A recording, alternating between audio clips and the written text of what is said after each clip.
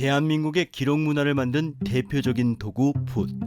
붓은 선비들의 필수 용구였던 문방 사우 가운데 하나죠.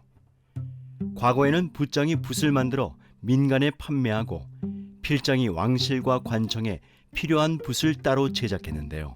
우리 역사에서 빠질 수 없는 소중한 필기구이자 문화유산입니다.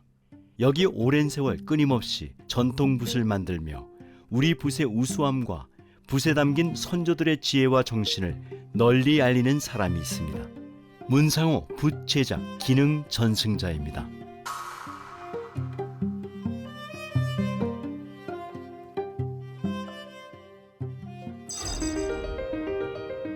(1969년부터) 전통 붓을 만든 문상호 전승자가 뿌리를 내린 광주광역시 백운동. 이곳은 조선시대부터 붓 장인들이 모여 살던 동네인데요. 당시 전국에서 사용한 모든 붓을 이곳 백운동에서 만들었다고 해도 과언이 아닐 정도였죠. 원래 저희 고향이 자흥이거든요. 여기서 이사 와서 보니까 붓 만든 분이 한 집에 우리 집에 같이 살으셨어요. 그래가지고 그분이 자꾸 붓을 만들어라 하대요. 이거 만들어 보라고. 그래서 에이 젊은 사람이 뭐 그런 것을 만든다냐고 처음에는 거절을 했는데 내년에는 그래서 그런 대로 괜찮을 것 같아서 그때부터 그러니까 결국 69년도에 여기를 이사를 와가지고 54년째 이 집에서 붓을 만들고 있습니다. 붓은 모든 것이 다 붓을 만들 수 있어요.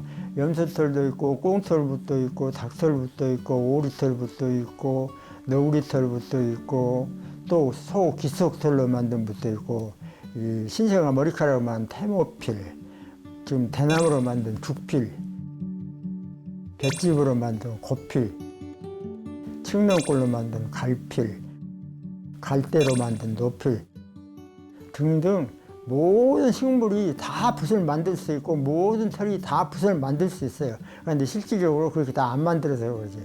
양모붓은 우선 큰 것을 쓰려면 양모붓이라 해야 되고 항모는 이 함 쓸 때 항모붓으로 해야지 항을은 항모붓이 안 좋아요. 또 장액붓은 이 한문 쓸 때 좋은데 지금 실질적으로 장액붓은 지금 완전히 지금 없어진 거예요. 왜냐하면은 지금 너구를 지금 우리나라에서는 잡으면 안 되거든요. 자연보호락에서. 그리고 중국에서 장액을 썼으면 들어오는데 중국에서는 또 장액붓을 안 써요. 우리나라에서밖에 안 썼거든요. 그래서 지금은 시중에 장액붓이 완전히 하나도 없는 거고 붓이 그냥 장액붓을 만들잖아요. 재료 자체가 없으니까. 염소도 흰 염소라야 붓을 만들지 검정 염소는 또 안 돼요. 소비자들이 검정을 싫어하거든요. 먹은 것도 똑같은데 그러니까 흰 염소 털의 붓에서도 검정이 있으면 우리가 빼내야 돼요. 그런 차이가 있어요. 그래서 염소털 붓을 일단 많이 선호하고 주로 염소털로 붓을 만드는데 그런데 붓 재료는 잔 1%도 국산이 없어요. 100% 지금 수입해 와야 돼요. 왜냐하면 자연보호락에서 너구는 못 잡게 하고 이 항모도 지금 쪽지기 못 잡으면 안 되거든요. 너구리 같은 건 잡으면 안 되고 염소는 흑염소가 약된다고 해가지고 지금 시골에서 흰 염소를 하나도 안 길러요. 검정 염소만 그러지. 지금 흰 염소는 아예 이 시골에 한 마리도 없는 거예요. 그래서 그 붓 재료가 완전히 수입이 해야 쓰고 이제 내가 만들고 있는 것은 대나무로 만든 거나 볏짚으로 만든 거나 이런 것은 이제 우리 농어촌에서 그냥 방치되고 버리는 거기 때문에 그걸 가지고 만들면은 여러 가지 이점이 많죠. 그리고 실질적으로 내가 만들어 놓은 것은 모피라고 글씨가 똑같이 써져요. 과거 붓은 여러 동물의 털을 사용해 만들었는데요. 족제비, 노루, 염소 외에도 고양이, 소의 귓속털 등도 사용했습니다. 그 중에서도 족제비 털로 만든 우리나라 황모붓은 고려시대부터 명품 붓으로 이웃나라에까지 명성이 자자했는데요. 세종실록 지리지에는 중국인들이 조선 황모피를 워낙 좋아해 중국이 털을 제공하고 조선에서 붓을 주문 생산할 정도였다고 전하고 있습니다. 꽁털부, 닭털부, 오리털부. 근데 닭털도 그냥 이렇게 닭털로 전 게 아니고 내가 지금 만들어 놓은 것은 면도칼로 이 닭털을 일일이 이 쪼개 갖고 만들어 놓은 거 있고, 또 꽁털도 이 면도칼로 일일이 쪼개 갖고 만들어 놓은 것은 그 황모처럼 붓이 만들어져 있어요. 닭털은 그걸로 글씨를 쓰면 이 염소털보다 훨씬 붓이 더 좋아요. 아주 더 힘도 있을 뿐더러 이 글씨가 탄력도 좋고 그러더라고요. 그런데 그것을 100% 그것만 해서는 또 안 돼요. 이 염소털하고 같이 좀 섞어서 줘야지. 예를 들어서 서수필이라고 지수염으로 100% 만들어 놓으면 글씨를 못 쓰는 거예요. 왜냐하면 먹이 저장보다 그냥 흘러버려요. 그걸 한 3분의 1이나 4분의 1 정도 지수염을 넣고 염소털하고 같이 이 혼합을 해서 만들어야 염소털은 이 먹을 저장할 수가 있는데, 이런 그 닭털이나 꽁털이나 오리털 같은 것은 별로 저장성이 없어요. 우리나라에 현존하는 최고로 오래된 붓은 1988년 경남 창원시 다오리 유적에서 출토된 5점의 붓인데요. 우리만의 독자적인 기술로 직접 붓을 제작했다는 것과 기원전 1세기경부터 문자를 사용했다는 것을 증명하고 있습니다. 특히 우리 선조들의 붓사랑은 대단했는데요. 고려문사 이규보는 붓을 향한 애정을 다음과 같은 시로 읊었습니다.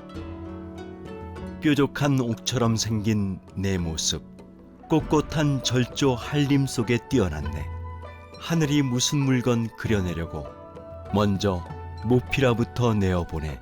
시가의 뜰하게 심도록 했나. 시에 나오는 모피라는 붓의 모양을 꽃에 비유한 것인데, 붓은 지성의 뜰하게 하늘이 내려준 꽃과 같은 존재라 노래한 것이죠. 이렇게 붓을 찬양한 우리 선조들 못지않게 전승자의 붓사랑 역시 뒤지지 않습니다. 내가 만든 붓으로 가지고 가셔갖고 이런 대회에 가서 큰 상을 받아왔을 때, 그때는 굉장히 흉상이 좋지요. 아, 내가 이런 일을 해서 그런 작가 선생님한테 그런 좋은 일을 했구나. 그러고 이런 대회에서 출품을 해갖고 큰 상을 받았을 때, 그때는 참 좋지요. 붓을 포기하고 싶었던 적은 없었을까요? 그런 것은 없었어요. 왜냐하면은 붓을 만들어 갖고 이렇게 한 달에 한 번씩 이제 만들어서 이 납품을 하면은 그런 대로 그 자기 노력 많지 그 대가가 오니까. 그리고 요즘은 하도 직업이 다양했지만은 60년대 70년대만 해도 직업이 한정돼 있잖아요. 그렇기 때문에 나름대로 그 만족을 하고 있는 거예요. 그리고 그때 60년대 70년대 당시에는 백운동서 맥주 마시는 사람들은 우리 붓 만든 사람들이 맥주를 마셔요. 그때 당시에는 맥주가 최고 고급 술이었어요. 보통 막걸리나 소주였는데. 그런데 우리 붓 만든 사람들은 못하면 맥주를 마셨거든요. 그만치 수입이 있었기 때문에 맥주를 마신 거예요. 지금도 수많은 사람이 전승자의 붓을 꾸준히 찾고 있는데요. 다 그럴 만한 이유가 있습니다. 99년도에 기능 전승자 지정을 받았고, 2003년도에 신지식인, 붓제작 신지식인 인정받았고, 2005년도에 광주광역시 무형문화재 4호 필장으로 지정을 받았어요. 제가 이 붓을 오래 만지다 보니까 오래전부터 선생님 붓 만드는 걸 많이 보았고, 또 선생님이 어떻게 어떤 붓을 실험하고 계신지도 계속 오랫동안 봐왔습니다. 그러면서 선생님에 대한 어떤 붓은 다른 분들하고 좀 다른 점이 무엇인가를 알게 되었습니다. 그래서 그 모필이라든가 또 이렇게 죽필이라든가 이런 거는 정말 다른 붓하고 비교했을 때 힘이 있고, 이 사회가들이 가장 좋아하는 스타일로 이렇게 붓을 메고 계셨습니다. 그래서 저도 지금도 학생들을 많이 가르치고 있지만 많이 붓을 가지고 가서 이용하고 있습니다. 선생님은 장인으로서는 손색이 없을 정도로 아침부터 저녁까지 거의 장인 정신으로 살다시피 하고 계시고, 또 다른 붓 만드는 분이 한 분 계시는데 그분은 계절에 따라서 더울 때는 안 매고 추울 때는 또 안 매고 이러시더라고요. 근데 이 선생님은 아침부터 저녁까지 사계절을 계속 붓을 메고 계십니다. 그 장인 정신은 누구 못 따라올 정도로 그렇게 인내심이 많으시고 작업량도 많으시고 그래서 다른 분보다 훨씬 많은 붓을 만드셨어요, 지금까지. 그래서 사람들이 주변에서 얘기하기를 정말 장인은 저래야 된다고 저런 분을 본받아야 된다고 이렇게 말씀하고 계십니다. 두필은 비싼 것이 15만 원, 보통 10만 원, 또 적은 것은 5만 원. 그러니까 우리 같은 경우는 싼 붓이라고 해서 붓이 나쁘고 비싼 붓이라고 해서 붓이 좋고 그런 거야. 붓은 똑같은데 크기에 따라서 이제 지금 두필 같은 경우는 비싸거든요. 그런데 모필은 보통 일반적으로 뭐 그렇게 뭐 비싸지는 않고 저렴해요. 그런데 두필은 왜 비싸냐? 비싼 놈 있고 싼 놈 있고 두 종류가 있는데 비싼 것은 이 대나무를 털처럼 하나하나 이렇게 이 칼로 이 쪼갠 거예요.